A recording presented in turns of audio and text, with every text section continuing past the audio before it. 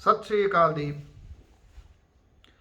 कल Punjab Haryana high court का शामी फैसला आया कोई 5:45 इस फैसले ने दुनिया भर दे विच इंसाफ पसंद जड़े लोग सी उन्हां नूं एडा वड्डा झटका दिता जिहदे विचों उभर सकना शायद जे नामुमकिन नहीं तो औखा बड़ा बहुत औखा है। इस झटके दे विचों उभर सकना ਇਹ ਜਿਹੜੀਆਂ ਘਟਨਾਵਾਂ ਕੁਝ ਵਾਪਰੀਆਂ ਸਨ ਗੁਰੂ ਗ੍ਰੰਥ ਸਾਹਿਬ ਦੀ ਅਕਤੂਬਰ 2015 ਦੇ ਵਿੱਚ ਹੋਈ ਬੇਅਦਬੀ ਤੋਂ ਬਾਅਦ, ਜਦੋਂ ਸ਼ਾਂਤਮਈ ਤਰੀਕੇ ਦੇ ਨਾਲ ਸੰਗਤ ਆਪਣਾ ਰੋਸ ਪ੍ਰਗਟ ਕਰ ਰਹੀ ਸੀ, ਅਕਾਲੀ ਭਾਜਪਾ ਸਰਕਾਰ ਸੀ, ਉਦੋਂ ਕੋਟਕਪੂਰਾ ਜਿਹੜਾ ਚੌਕ ਸੀਗਾ ਉਹਦੇ ਵਿੱਚ ਉੱਥੇ ਤਸ਼ੱਦਦ ਕੀਤਾ ਗਿਆ।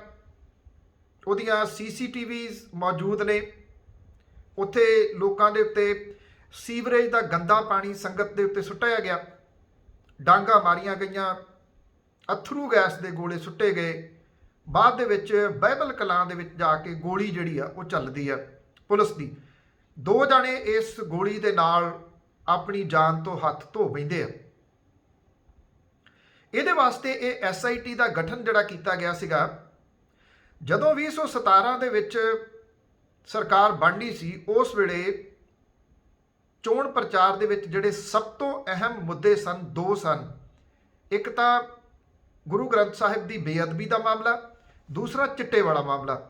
ਚਿੱਟੇ ਵਾਲੇ ਮਾਮਲੇ ਦੇ ਉੱਤੇ ਜਦੋਂ 4 ਵਰ੍ਹੇ ਪੂਰੇ ਹੋਏ ਤੇ ਕੈਪਟਨ ਅਮਰਿੰਦਰ ਸਿੰਘ ਹੋਰਾਂ ਨੇ ਸਪਸ਼ਟੀਕਰਨ ਜਿਹੜਾ ਉਹ ਦੇ ਦਿੱਤਾ ਕਿ ਮੈਂ ਕਿਤੇ ਨਹੀਂ ਇਹ ਕਿਹਾ ਸੀਗਾ ਕਿ ਇਹ ਨਸ਼ਾ ਖਤਮ ਕਰ ਦੂੰਗਾ। ਉਹਨਾਂ ਨੇ ਕਿਹਾ ਮੈਂ ਲੱਕ ਤੋੜਨਾ ਸੀ, ਮੈਂ ਲੱਕ ਤੋੜ ਦਿੱਤਾ। ਚਲੋ ਅੱਜ ਉਹ ਮਕਸਦ ਨਹੀਂ ਆਪਣਾ ਗੱਲ ਕਰਨਾ। ਦੂਜਾ ਜਿਹੜਾ ਸੀਗਾ ਗੁਰੂ ਗ੍ਰੰਥ ਸਾਹਿਬ ਦੀ ਬੇਅਦਬੀ ਦੀਆਂ ਜਿਹੜੀਆਂ ਘਟਨਾਵਾਂ ਨੇ ਉਹਨਾਂ ਦੀ ਜਾਂਚ ਕਰਨੀ। ਗੁਰੂ ਗ੍ਰੰਥ ਸਾਹਿਬ ਦੀ ਬੇਅਦਬੀ ਦੀਆਂ ਘਟਨਾਵਾਂ ਦੀ ਜਾਂਚ SIT ਜਿਹੜੀ ਕਰ ਰਹੀ ਸੀ, ਉਹਦੀ ਅਗਵਾਈ ਪਹਿਲਾਂ ਖਟੜਾ ਸਾਹਿਬ ਕਰ ਰਹੇ ਸਨ, ਰਣਬੀਰ ਸਿੰਘ ਖਟੜਾ। ਜੇ ਤੁਹਾਨੂੰ ਯਾਦ ਹੋਵੇ ਤਾਂ ਹਾਈ ਕੋਰਟ ਨੇ ਉਸ ਮਾਮਲੇ ਦੇ ਵਿੱਚ ਉਸ SIT ਨੂੰ ਭੰਗ ਕਰਤਾ ਸੀ। ਉਹਦੀ ਜਗ੍ਹਾ ਦੇ ਉੱਤੇ ਨਵੇਂ SIT ਜਿਹੜੀ ਉਹ ਬਣਾਉਣ ਦੇ ਹੁਕਮ ਦਿੱਤੇ ਸਨ, ਕਿਉਂਕਿ ਇਹਦੇ ਦੌਰਾਨ ਜਿਹੜੀਆਂ ਇਹ ਘਟਨਾਵਾਂ ਬਾਅਦ ਦੇ ਵਿੱਚ ਵਾਪਰੀਆਂ ਨੇ, ਗੁਰੂ ਗ੍ਰੰਥ ਸਾਹਿਬ ਦੀ ਬੇਅਦਬੀ ਤੋਂ ਬਾਅਦ ਵਾਲੀਆਂ ਘਟਨਾਵਾਂ, ਇਹਦੀ ਜਾਂਚ ਕਰ ਰਹੀ ਸੀ SIT। ਜਿਹੜੀ ਇਹਦੇ ਇੱਕ ਅਹਿਮ ਮੈਂਬਰ ਜਿਹੜੇ ਸਨ ਉਹ ਸਨ ਕੁੰਵਰ ਵਿਜੇ ਪ੍ਰਤਾਪ ਸਿੰਘ ਹੋਰੀ। ਜਦੋਂ ਇਸ SIT ਨੇ ਆਪਣਾ ਕੰਮਕਾਰ ਜਿਹੜਾ ਜੀ ਉਹ ਸ਼ੁਰੂ ਕੀਤਾ, ਤੁਹਾਨੂੰ ਯਾਦ ਹੋਣਾ ਉਸ ਵੇਲੇ ਪ੍ਰਕਾਸ਼ ਸਿੰਘ ਬਾਦਲ ਹੋਰਾਂ ਨੂੰ ਵੀ ਜਿਹੜਾ ਉਹ ਸੱਦਿਆ ਗਿਆ ਸੀਗਾ ਇਸ ਮਸਲੇ ਦੇ ਉੱਤੇ। ਔਰ ਉਦੋਂ ਉਹਨਾਂ ਤੋਂ ਜਿਹੜੀ ਆ ਪੁੱਛਗਿੱਛ ਕੀਤੀ ਗਈ ਸੀਗੀ। ਮੁੜ ਕੇ ਜਿਹੜੀ SIT ਦੇ ਬਹੁਤੇ ਮੈਂਬਰ ਨੇ ਉਹ ਇਸ ਸਾਰੇ ਮਾਮਲੇ ਦੇ ਉੱਤੇ ਖਾਮੋਸ਼ ਰਹੇ, ਪਰ ਜ਼ਿਆਦਾ ਜਿਹੜਾ ਕੰਮ ਕਰਦੇ ਰਹੇ ਉਹ ਕੁੰਵਰ ਵਿਜੇ ਪ੍ਰਤਾਪ ਸਿੰਘ ਹੋਰੀ ਕਰਦੇ ਰਹੇ। ਕੁੰਵਰ ਵਿਜੇ ਪ੍ਰਤਾਪ ਸਿੰਘ ਹੋਰਾਂ ਦੇ ਬਾਰੇ ਮੈਂ ਖੁਦ ਜਿੰਨੀ ਜਗ੍ਹਾ ਤੇ ਕਵਰੇਜ ਕਰਦਾ ਨਿਊਜ਼ ਦੀ, ਮੈਂ ਹਰੇਕ ਜਗ੍ਹਾ ਦੇ ਉੱਤੇ ਕਿਹਾ ਕਿ ਜਦੋਂ ਤੱਕ ਉਹ ਇਨਵੈਸਟੀਗੇਸ਼ਨ ਕਰ ਰਹੇ ਆ, ਇਸ ਮਾਮਲੇ ਦੇ ਵਿੱਚ ਇੱਕ ਇਨਸਾਫ ਦੀ ਆਸ ਵੱਝੀ ਹੋਈ ਹੈ।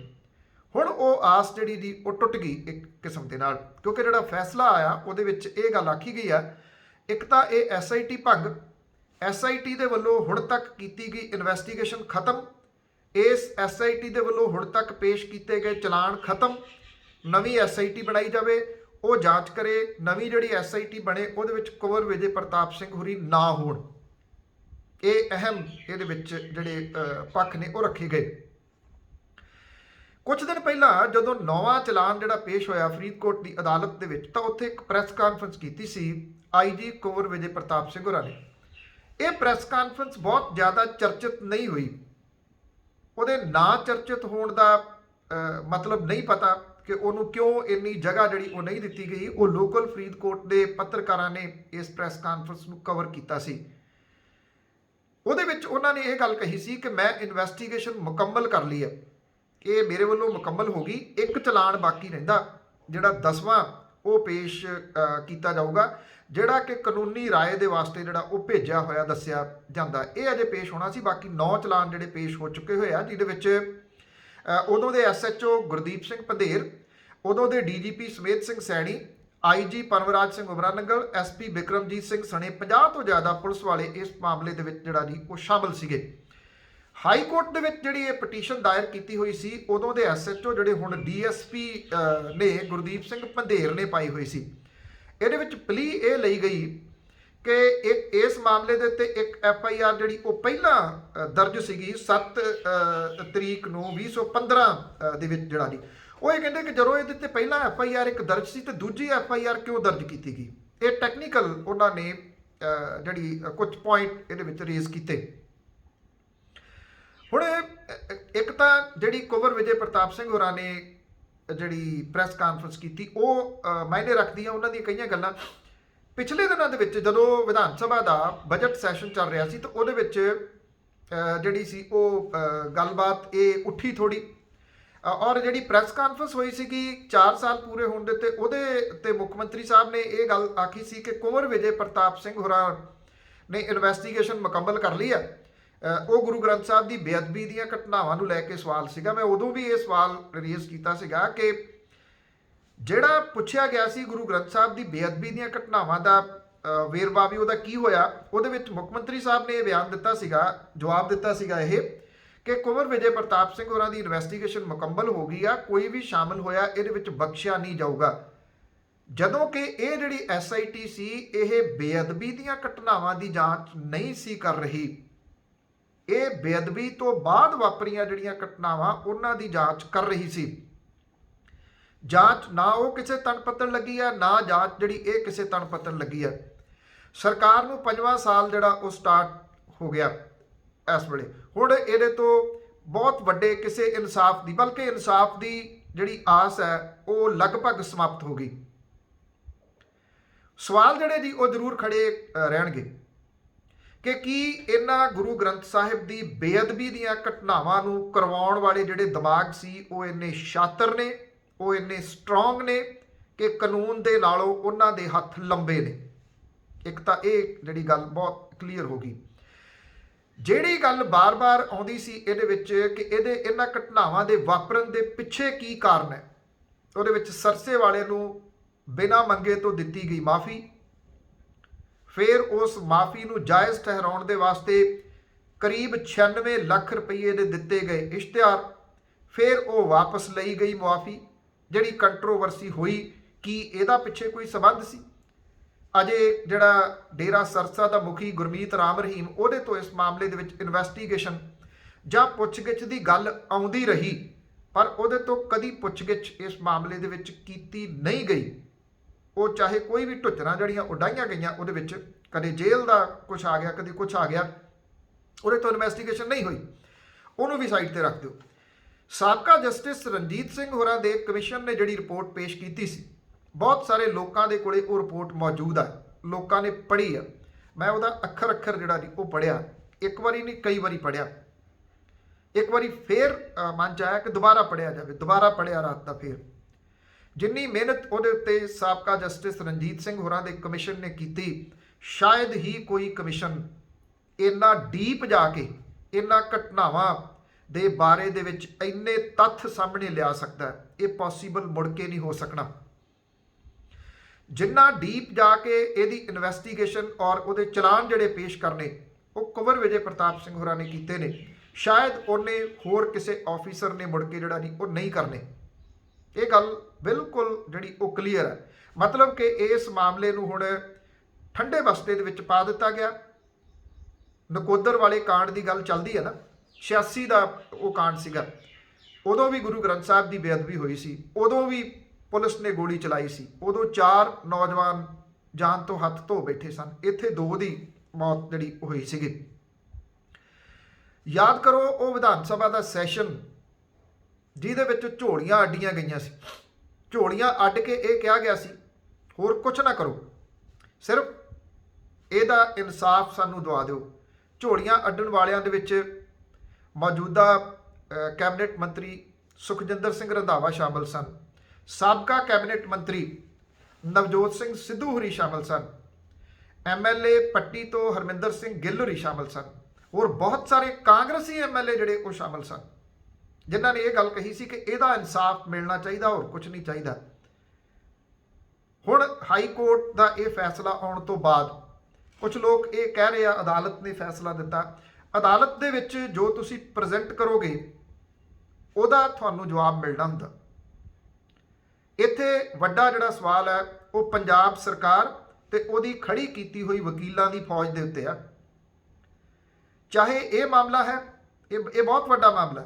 ਇਸ ਤੋਂ ਇਲਾਵਾ ਜਿਹੜਾ ਪਹਿਲਾ ਜਿਹੜਾ ਸਾਬਕਾ ਜੇਈ ਸੀਗਾ ਜਿਹਨੂੰ ਚੁੱਕ ਕੇ ਖਪਾ ਦਿੱਤਾ ਗਿਆ ਸੀਗਾ, ਉਹ ਮਾਮਲਾ ਸੀ, ਉਹ ਹੋਵੇ, ਜਾਂ ਪੰਜਾਬ ਸਰਕਾਰ ਦੇ ਨਾਲ ਜੁੜੇ ਹੋਏ ਜਿੰਨੇ ਮਰਜ਼ੀ ਮਾਮਲੇ ਹੋਣ, ਉਹਨਾਂ ਮਾਮਲਿਆਂ ਦੇ ਵਿੱਚ ਇਹ ਸਰਕਾਰੀ ਵਕੀਲਾਂ ਦੀ ਫੌਜ ਫੇਲ ਹੋਈ। ਇਸ ਮਾਮਲੇ ਦੇ ਵਿੱਚ ਕੰਪਲੀਟ ਰੂਪ ਦੇ ਵਿੱਚ ਫੇਲ ਹੋਈ। ਸ਼ਾਮ 5:45 ਵਜੇ ਇਹ ਫੈਸਲਾ ਆਉਂਦਾ। ਇਹਦੇ ਵਿੱਚ ਬਹਿਸ ਜਿਹੜੀ ਹੋਈ, ਉਹ ਬਹਿਸ ਬਿਹਤਰੀਨ ਵਕੀਲਾਂ ਤੋਂ ਪੰਜਾਬ ਸਰਕਾਰ ਨੇ ਕਿਉਂ ਨਹੀਂ ਕਰਾਈ? ਸਭ ਤੋਂ ਵੱਡਾ ਸਵਾਲ ਹੈ। ਜਦੋਂ ਤੁਸੀਂ ਬਾਕੀ ਮਾਮਲਿਆਂ ਦੇ ਉੱਤੇ ਮਹਿੰਗੇ ਵਕੀਲ ਲਿਆ ਕੇ, ਜਿਹੜੇ ਸੁਪਰੀਮ ਕੋਰਟ ਦੇ ਦਿੱਲੀ ਤੋਂ ਵਕੀਲ ਲਿਆ ਕੇ ਉਹਨਾਂ ਦੀ ਬਹਿਸ ਕਰਵਾ ਸਕਦੇ ਹੋ, ਤੇ ਕੀ ਇਹ ਮਾਮਲਾ ਜਿਹੜਾ ਜੀ ਉਹ ਅਹਿਮ ਨਹੀਂ ਸੀਗਾ ਸਰਕਾਰ ਦੇ ਵਾਸਤੇ? ਸਰਕਾਰ ਦੇ ਕੋਲੇ ਹੁਣ ਕੀ ਰਾਹ ਜਿਹੜਾ ਉਹ ਬਚੂਗਾ? ਔਰ ਰਾਹ ਛੱਡੋ, ਜਵਾਬ ਕੀ ਬਚੂਗਾ? ਕੀ ਜਵਾਬ ਜਿਹੜਾ ਉਹ ਦਿੱਤਾ ਜਾਊਗਾ? ਅਗਲੀਆਂ ਨਸਲਾਂ ਨੂੰ ਕੀ ਫਿਰ ਇਹੀ ਜਵਾਬ ਦਿੱਤਾ ਜਾਊਗਾ ਕਿ ਇੱਥੇ ਕਿਸੇ ਚੀਜ਼ ਦਾ ਕੋਈ ਇਨਸਾਫ ਜਿਹੜਾ ਜੀ ਉਹ ਨਹੀਂ ਮਿਲਦਾ ਜਾਂ ਨਹੀਂ ਮਿਲਿਆ? ਮੈਂ ਫਿਰ ਕਹੂੰਗਾ ਕਿ ਜੇ ਅਦਾਲਤ ਦੇ ਵਿੱਚ ਇਹ ਲੱਗੇ ਸੀ ਚਲਾਨ, ਜਾਂ ਉਹ ਜਿਹੜਾ ਹਾਈ ਕੋਰਟ ਦੇ ਵਿੱਚ ਪਟੀਸ਼ਨ ਪਾਈ ਗਈ ਸੀ, ਉਸ ਪਟੀਸ਼ਨ ਦੇ ਉੱਤੇ ਪੈਰਵਾਈ ਜਿਹੜੀ ਉਹ ਨਹੀਂ ਕੀਤੀ ਸਰਕਾਰ ਨੇ, ਪੰਜਾਬ ਦੀ ਸਰਕਾਰ ਨੇ, ਉਹ ਜਾਣ ਦਿੱਤਾ ਗਿਆ। ਇੱਕ ਗੱਲ ਜਿਹੜੀ ਪ੍ਰੈਸ ਕਾਨਫਰੰਸਾਂ ਦੇ ਵਿੱਚ ਬਿਆਨਾਂ 'ਚ ਆਉਂਦੀ ਹੈ ਨਾ, ਅਸੀਂ ਇਹਦੇ ਉੱਤੇ ਕੀ ਕਰੀਏ? ਜੋ ਕਰੂਗੀ ਅਦਾਲਤ ਕਰੂਗੀ, ਇੱਦਾਂ ਫੜ ਕੇ ਥੋੜ੍ਹੀ ਕਿਸੇ ਨੂੰ ਅੰਦਰ ਦੇ ਦੇਣ। ਉਹ ਪਤਾ ਕਿ ਅਸਲ ਦੇ ਵਿੱਚ ਜਿਹੜੇ ਉੱਥੇ ਬਿਠਾਏ ਹੋਏ ਆ, ਜਿਹੜੇ ਵਕੀਲਾਂ ਦੀ ਫੌਜ ਬਿਠਾਈ ਆ, ਉਹਨਾਂ ਨੇ ਨਹੀਂ ਕੁਝ ਕਰਨਾ, ਕਿਉਂਕਿ ਉਹ ਇਸੇ ਲਈ ਜਿਹੜਾ ਉਹ ਬਿਠਾਏ ਗਏ ਆ। ਇਹ ਬਹੁਤ ਵੱਡੇ ਜਿਹੜੇ ਉਹ ਸਵਾਲ ਖੜੇ ਹੋ ਗਏ। ਮੈਂ ਵਾਰ-ਵਾਰ ਇੱਕ ਗੱਲ ਬਹੁਤ ਸਾਰੇ ਪਲੇਟਫਾਰਮਾਂ ਤੇ ਕਹਿੰਦਾ ਰਿਹਾ ਕਿ ਜੇ ਇਹ ਗੁਰੂ ਗ੍ਰੰਥ ਸਾਹਿਬ ਦੀ ਬੇਅਦਬੀ ਦੀਆਂ ਘਟਨਾਵਾਂ, ਕਿਹਨਾਂ ਨੇ ਇਹਨਾਂ ਘਟਨਾਵਾਂ ਨੂੰ ਅੰਜਾਮ ਦਿੱਤਾ, ਜਾਂ ਇਹਦੇ ਪਿੱਛੇ ਕਿਹੜੇ ਫੇਸ ਸਨ, ਕਿਹੜੇ ਚਿਹਰੇ ਸਨ, ਜੇ ਉਹ ਸਾਹਮਣੇ ਨਾ ਆਏ ਤਾਂ ਸਿਆਸਤਦਾਨਾਂ ਦੇ ਵਾਸਤੇ ਗੁਰੂ ਗ੍ਰੰਥ ਸਾਹਿਬ ਦੀ ਬੇਅਦਬੀ ਬਾਰ-ਬਾਰ ਕਰਨੀ ਇੱਕ ਸ਼ੁਗਲ ਬਣ ਜਾਊਗਾ। ਔਰ ਇਹ ਤੁਸੀਂ ਦੇਖਣਾ, ਇਹ ਚੀਜ਼ਾਂ ਸੱਚ ਹੋਣਗੀਆਂ, ਕਿਉਂਕਿ ਬਾਕੀ ਤਾਂ ਸਾਰਾ ਕੁਝ ਚੱਲਦਾ। ਜਦੋਂ ਤੁਸੀਂ ਇੰਨਾ ਕੁਝ ਤੁਹਾਡੇ ਸਾਹਮਣੇ ਤੁਸੀਂ ਵੇਖ ਕੇ ਜਿਹੜਾ ਦੀ ਉਹ ਵੇਖਦੇ ਰਹੇ ਹੋ ਸਾਲਾਂ ਦੇ ਵਿੱਚ, ਇੱਕ ਪੋਸਟਰ ਲੱਗਦਾ ਕਿ ਅਸੀਂ ਚੋਰੀ ਕੀਤਾ, ਜੋ ਕੁਝ ਕਰ ਸਕਦੇ ਹੋ ਕਰ ਲਓ, ਫਿਰ ਇਹ ਕਿਹਾ ਜਾਂਦਾ ਕਿ ਉਹਦੀ ਬੇਅਦਬੀ ਕਰਾਂਗੇ। ਕਈ ਮਹੀਨੇ ਉਹ ਚੋਰੀ ਹੋਇਆ ਰਹਿੰਦਾ, ਫਿਰ ਉਹਦੀ ਬੇਅਦਬੀ ਹੁੰਦੀ ਆ। ਰੂੜੀਆਂ ਦੇ ਉੱਤੇ ਉਹਨੂੰ ਖਿਲਾਰਿਆ ਜਾਂਦਾ, ਛੱਪੜਾਂ ਦੇ ਵਿੱਚ ਉਹਨੂੰ ਜਿਹੜਾ ਉਹ ਖਿਲਾਰਿਆ ਜਾਂਦਾ। ਫਿਰ ਕੀ ਹੁੰਦਾ? ਜਿਹੜਾ ਮਾਸਟਰ ਮਾਈਂਡ ਆ ਉਹਦਾ ਜੇਲ੍ਹ ਦੇ ਵਿੱਚ ਮਰਡਰ ਹੋ ਜਾਂਦਾ। ਕੁਝ ਲੋਕ ਉਸ ਮਰਡਰ ਦੇ ਉੱਤੇ ਧਮੱਚੜ ਪਾਉਂਦੇ ਆ ਕਿ ਇਹ ਬਦਲਾ ਲੈ ਲਿਆ ਗਿਆ। ਮੈਂ ਉਦੋਂ ਵੀ ਗੱਲ ਕਹੀ ਸੀ, ਇਹ ਅਹਿਮ ਕੜੀ ਖਤਮ ਕਰ ਦਿੱਤੀ ਗਈ। ਮਹਿੰਦਰਪਾਲ ਬਿੱਟੂ ਦਾ ਜਿਹੜਾ ਮਰਡਰ ਸੀਗਾ, ਉਹ ਬਹੁਤ ਅਹਿਮ ਕੜੀ ਸੀ ਇਸ ਸਾਰੇ ਮਾਮਲਿਆਂ ਦੇ ਵਿੱਚ। ਅੱਜ ਵੀ ਇਟ ਮੀਨਸ ਕਿ ਜਿਹੜਾ ਡੇਰਾ ਹੈ, ਕਿਉਂਕਿ ਉਹ ਵੋਟ ਬੈਂਕ ਆ, ਉਹਦਾ ਜਿਹੜਾ ਪ੍ਰਭਾਵ ਹੈ ਉਹ ਅੱਜ ਵੀ ਬਹੁਤ ਵੱਡਾ, ਜਿਹਦੇ ਕਰਕੇ ਸਾਰੀ ਇਨਵੈਸਟੀਗੇਸ਼ਨ ਜਿਹੜੀ ਕੰਪਲੀਟ ਰੂਪ ਦੇ ਵਿੱਚ ਲੀਹ ਤੋਂ ਲਾ ਦਿੱਤੀ ਗਈ। ਲੋਕ ਸਵਾਲ ਕਰਨਗੇ ਕਿ ਇਸ ਮਸਲੇ ਦੇ ਉੱਤੇ? ਮੈਨੂੰ ਨਹੀਂ ਲੱਗਦਾ, ਕਿਉਂਕਿ ਇੱਕ ਗੱਲ ਜੇ ਤੁਸੀਂ ਅੱਜ ਕੱਲ੍ਹ ਵਾਇਰਸ ਦੇ ਰੂਪ ਦੇ ਵਿੱਚ ਸੁਣੀ ਹੋਵੇ ਤਾਂ ਮੈਡੀਕਲ ਖੇਤਰ ਦੇ ਨਾਲ ਜੁੜੇ ਲੋਕ ਇਹ ਕਹਿੰਦੇ ਆ ਕਿ ਇਸ ਵਾਇਰਸ ਨੂੰ ਆਪਣੀ ਜ਼ਿੰਦਗੀ ਦਾ ਪਾਰਟ ਬਣਾ ਲਓ, ਜੇ ਜਿਉਣਾ ਤਾਂ, ਮਤਲਬ ਕਿ ਤੁਹਾਡੇ ਨਾਲ ਰਹੂਗਾ। ਪੰਜਾਬ ਦੇ ਲੋਕ ਵੀ ਚਿੱਟੇ ਨੂੰ ਆਪਣੀ ਜ਼ਿੰਦਗੀ ਦਾ ਪਾਰਟ ਬਣਾ ਲੈਣ, ਜਿੰਨਾ ਕੁ ਚਿਰ ਉਹਨਾਂ ਨੇ ਜਿਉਣਾ, ਤੇ ਇਹ ਬੇਅਦਬੀ ਦੀਆਂ ਜਿਹੜੀਆਂ ਘਟਨਾਵਾਂ ਵਾਪਰੀਆਂ ਸੀ ਉਹਨੂੰ ਇੱਕ ਜ਼ਿੰਦਗੀ ਦਾ ਪਾਰਟ ਬਣਾ ਲੈਣ ਕਿ ਵਾਪਰੀਆਂ ਸੀ।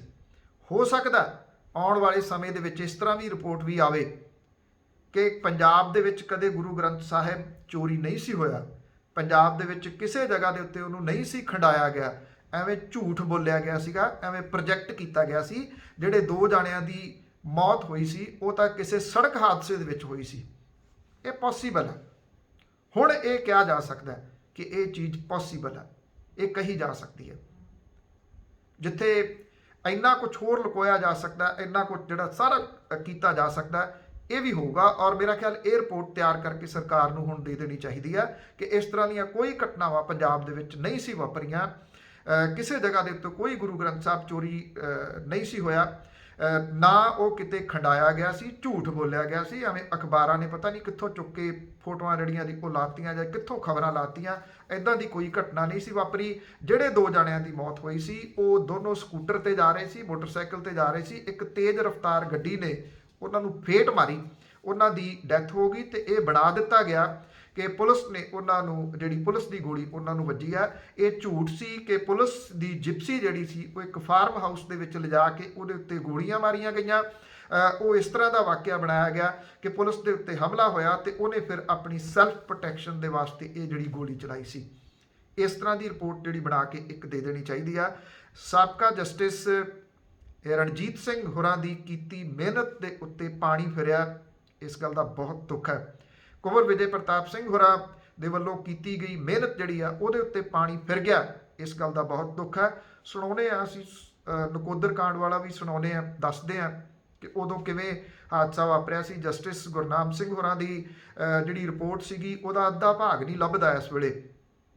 ਤੇ ਮੇਰੀ ਚਾਚੇ ਜਿਹੜੇ ਸਾਬਕਾ ਜਸਟਿਸ ਰਣਜੀਤ ਸਿੰਘ ਹੋਰਾਂ ਦੇ ਕਮਿਸ਼ਨ ਦੀ ਰਿਪੋਰਟ ਆ, ਲੱਭਣੀ ਉਹ ਵੀ ਨਹੀਂ ਗਈ।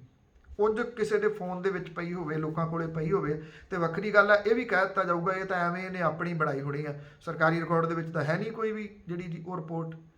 ਇਹੀ ਕੁਝ ਹੋਊਗਾ। ਧੰਨਵਾਦ, ਸਤਿ ਸ਼੍ਰੀ ਅਕਾਲ।